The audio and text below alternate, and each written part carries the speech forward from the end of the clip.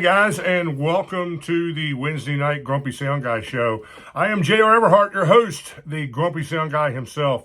This week we are going to chat about just trying to keep up with the pace of how business works in the production industry, in the band booking industry, and that sort of thing. But before we get into that real quick, please like and subscribe this channel. Please share this with your friends. Please do all the things that you know you should be doing to support content like this. If you find value in this, all you got to do is hit that subscribe button, that little notification bell, and you are good to go in supporting this kind of content on YouTube and across all the other social formats that this video goes out to.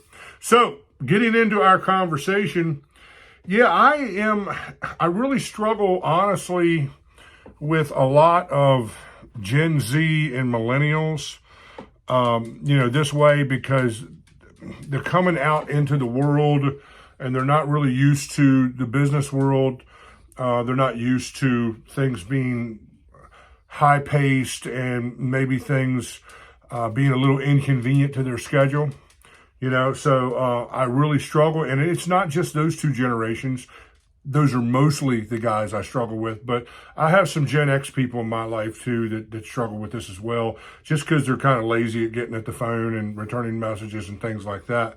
But the bottom line is, if you're not standing at that door of opportunity when opportunity, opens the door, then you miss out on that opportunity.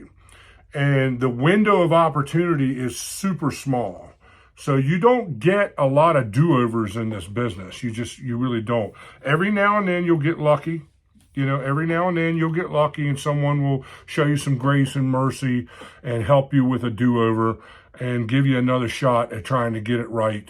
But honestly, man, if you're especially if you're trying to do this full time, and whether you're a musician or you're a production engineer or a stagehand or anybody that works in the music business full time, you almost just got to be by your phone all the time.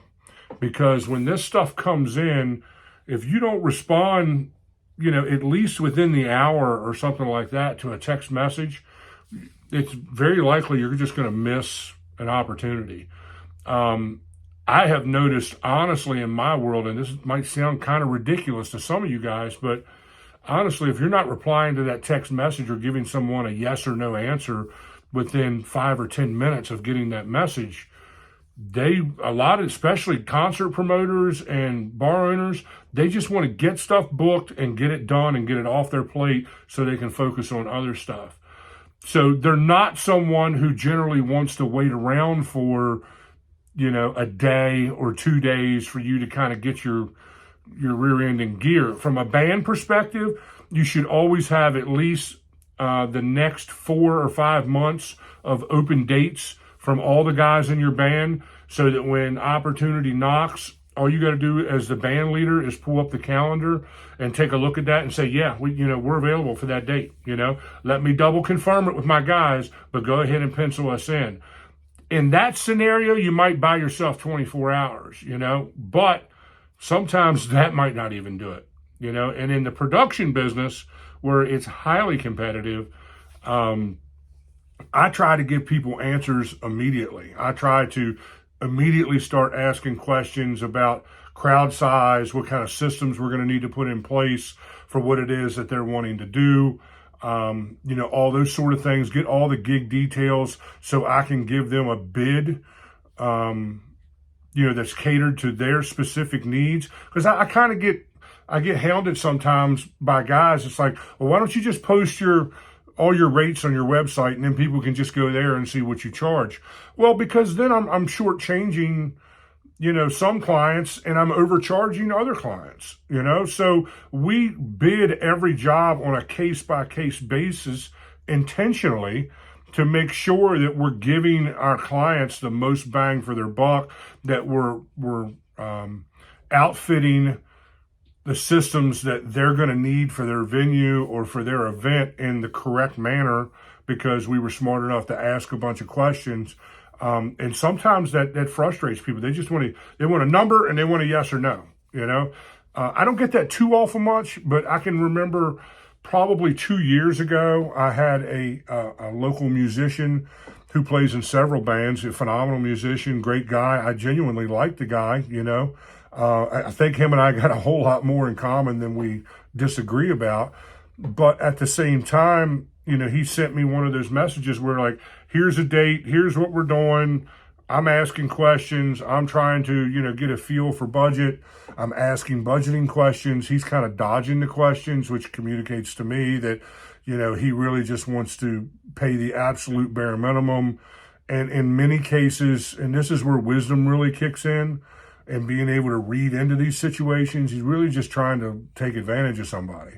He's trying to downplay the needs of his band and, you know, get you to bid a low number so he can lock you in at that number. And then the closer you get to the gig, the more the real deal starts to unveil itself, you know, starts to reveal itself as to how much gear you're going to have to take to the gig and stuff like that. Man, I can't really help you in that scenario because I am smart enough to ask all the technical questions and to weigh out what it's going to take for me to staff the event, to put equipment together for that event, you know, what transportation is going to be, you know, fuel costs, all that kind of stuff. If I need special permits to be in that area, I've got to have all that stuff together when the person calls, and within 10 minutes, 15 minutes of that conversation, we need to be deciding whether or not we can do that show, you know. So much of this just moves fast. It moves at the speed of light, and you got to really have all your ducks in a row and be prepared for those conversations. You have to have a mindset of overcoming objectives, which is a sales thing, you know, in trying to deal with that sort of stuff. And you got to be smart enough to know when to say, okay, and walk away. Because it's like the old country song. Sometimes you got to know when to hold them, know when to fold them, and know when to walk away, you know. And if you're going to break even on a gig, then you're not making money on the gig. And unless it's something with like a dream client that you know is going to pay off later down the road and you're going to get a bunch of work and really make up the money on the back end, then maybe I might think about doing a break-even gig. But usually if I bid something that I'm just breaking even on, by the time we get done with the gig, I've lost money. Let me say that again. If I bid the job to just break even, by the time I go and actually execute the job, usually when I'm crunching the numbers when I get home, I'm seeing that I'm in the hole for $150 or something like that. And then that begs the question, you know, your motives of why are you even doing this? You know, I don't know anyone else that goes to work for free and then pays their employer $150 or even $100 or even if it's $50, you know, to work for them. You know, I'm sorry, I don't get warm and fuzzy about that. So on one side of this, you know, you have to be prepared for the conversation. You have to be prepared to make decisions quick. You need to have staff in place that can answer text messages in a quick manner and that sort of thing. So you can make sure that you can get things where they need to be. But then on the other side of it, when you get into dealing with municipalities and corporate people, it's all about hurry up and wait.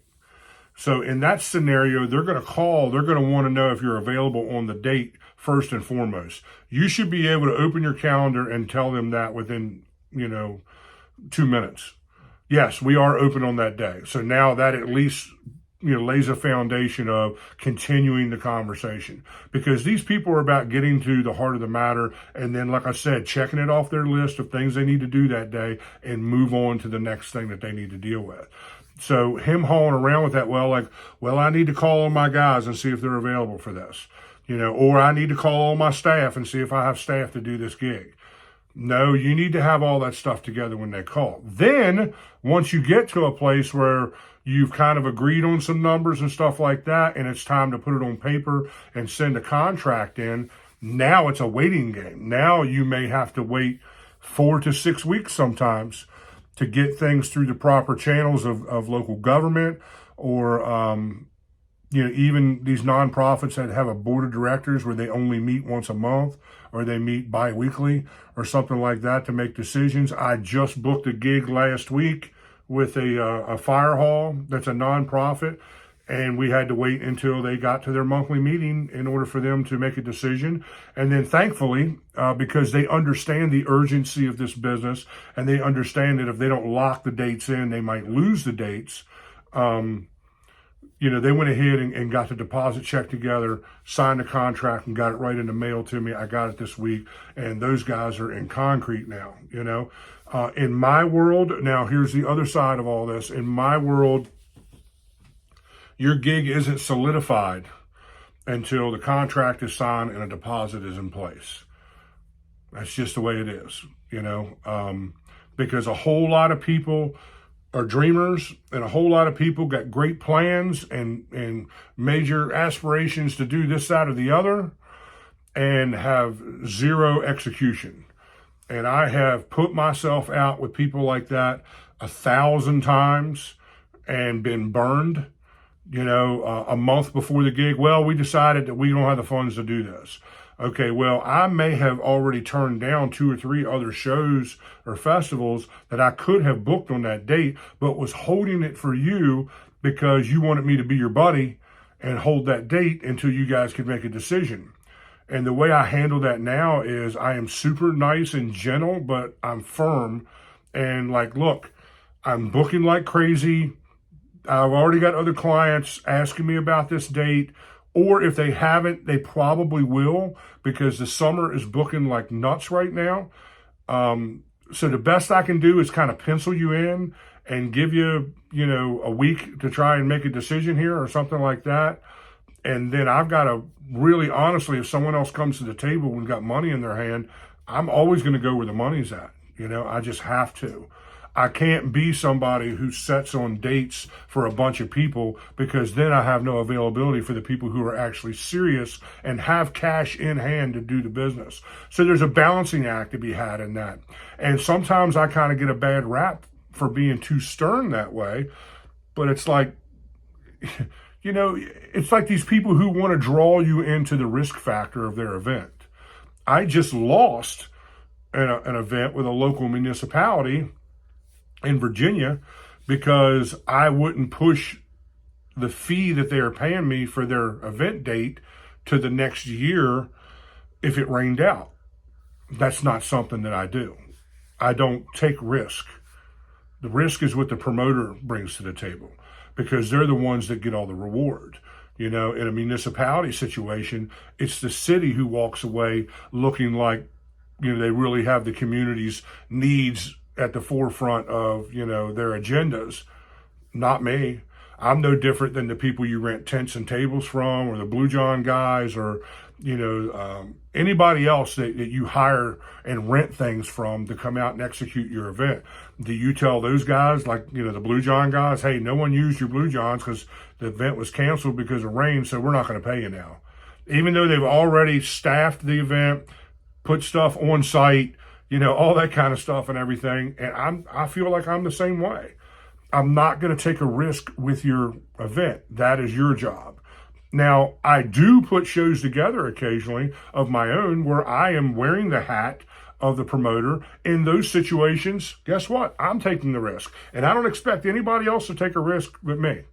The bands, anybody else. So my contracts say, I said all that to say this, my contracts state that you are on the hook for this money, whether it rains or doesn't rain, or a riot breaks out, or a protest, or any act of God, a tornado, anything like that. I still have to get paid. You're not just purchasing my services, you're purchasing that date on my calendar. And, it needs to be that with bands as well. I think, I know my band's contract says once we show up on site, you're on the hook for 100% of the money. If you want to cancel before we leave, it's 50%. If you want to cancel, 30 days before, it's like 25% or something like that. It's an escalating, cancellation pay rate that you're on the hook for. So it makes people kind of, poop or get off a pot. And in this business, you got to kind of be that way. Otherwise, if you're the nice guy production company, and I know guys like this, man, that have big time day jobs, and this is a weekend warrior thing for them. It's a hobby for them. And when they lose money, it's not the end of the world because, they're being Mr. Nice Guy, production guy. They're not really doing this for money. They're doing this to kind of go get their production rocks off and to feel like they're part of the music scene and blah, blah, blah, and all that kind of stuff. But when you're that nice guy, production guy, you will lose 90% of the time. You really will. I can't tell you how many guys, I just stood in a parking lot in Leesburg last year talking to a very good friend of mine that has a production company, and we were talking about a community concert series that happens somewhere way down in Northern Virginia that he had done the previous year, and he had done it for a reduced rate because they had promised him more money the next year. And don't you know, as soon as next year came rolling around, they went with someone even cheaper than him.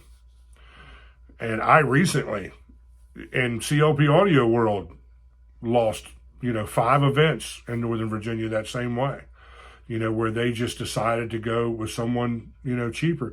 So you trying to bend over backwards for somebody and to, be the cheapest guy in town and to hog up all the work thinking that you're building your company that way, you are seriously deceived.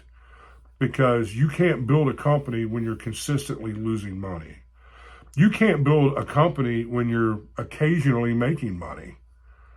Let me say that again. You can't build a company when you're consistently losing money or breaking even or occasionally making money. You have to make money at every single show. And you've got to bid gigs that way. You've got to bid events that way because there's going to come an event here or there that you're going to get your rear end handed to you. So when you do, at least you're minimizing that, as far down as you can by overshooting, what it's going to take to do the event and, letting that miscellaneous clause in your contract, absorb some of that, that miscellaneous charge for unforeseen things that you may have to do. Last year, I did a gig for a municipality and had to jump through a bunch of political permitting hoops that cost me another almost $300. That I did not anticipate. Now, because I had bid the event correctly and had a lot of help on the event, I did okay on the event. I still did it for less than what I wanted to do it for. But those people have come back this year and now they're paying the correct rate. And now we're establishing a relationship. It's moving in the right direction. Only experience in this business can help you develop that sense of who to go out on a limb for and who not to. But even when I'm going out on a limb, I'm not taking huge financial risks. I can't do it because the first, driver that blows or amplifier that locks up, or console that goes into brick mode where it won't do anything, I'm out thousands of dollars, and all that has to be factored into how I'm doing business. So to kind of recap here, the business moves quick. Stay close to your phone. Have your conversations prepared. Have all your ducks in a row. Have all your available dates together. Have some pricing structure already played out in your head, or write it down and keep it in your phone so you can refer to it when you're talking to people on the phone. And then the other thing is know when to discount things and when to stand your ground. Know when to walk away from the table. When those people in Virginia just this, couple weeks ago said that they didn't want to hire me because I wouldn't push the gig fee to next year, I just responded with, okay, no problem. That's fine. Those guys are used to working with local guys that work for pennies on the dollar compared to what a company like CLP Audio charges to do those events, but we're bringing an enormous amount of resources to the table than what they are. So they're just not used to doing business that way. Thankfully, a lot of the people who play their events and play in their town are CLP Audio fans or clients. So I can see how that could maybe come back next year. Maybe we can work something out. But, I can't take a risk with the promoter and just say, call my guys up and say, all right, for that gig specifically, let's just talk about it. For that gig specifically, we'd have had $400 in a truck rental, and I had almost $1,000 in staff labor. In fact, just about $1,000. So now I'm $1,500 into that, probably a little more when you consider fuel and food. People got to eat, that sort of thing.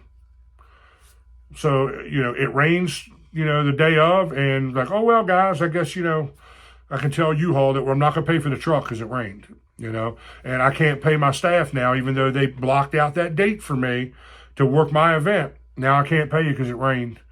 No one wants to hear that jazz. No one's got any time for that kind of stuff, man. I mean, that's not how this business works. The production industry is not in a position where we can take any risk with what happens at your event. You have to be prepared to pay. National artists do this.